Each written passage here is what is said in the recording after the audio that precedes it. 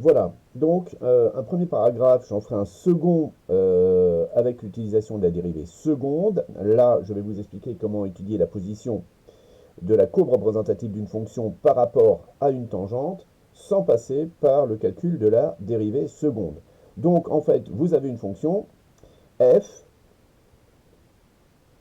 dont la courbe représentative a pour équation donc y égale f de x, que je vais noter donc cf, et vous avez une droite, delta, qui représente, donc qui sera forcément sous la forme y égale mx plus p, et qui représentera une tangente à la courbe représentative de la fonction.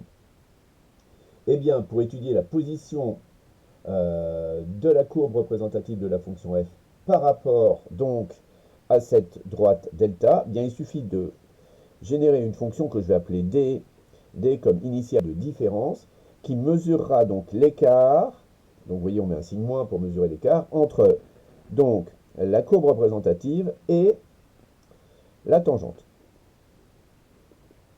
Voilà. Donc là, vous effectuez le calcul.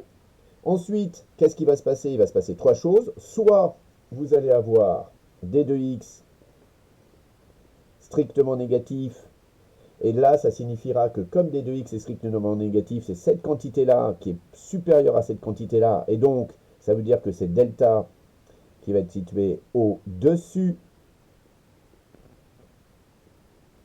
de CF. Soit vous allez avoir d de x strictement positif, et à ce moment-là, c'est le contraire, c'est cette quantité-là qui est plus grande que cette quantité-là, et donc ça fait CF au-dessus de delta. Vous voyez, ça a changé, celle qui est au-dessus n'est plus la même. Et enfin, troisième cas, vous avez d de x qui est égal à 0, et ça signifie eh bien, que CF et delta sont séquentes.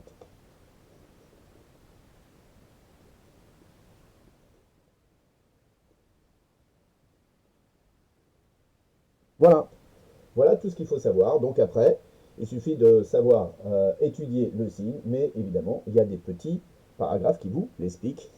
À bientôt.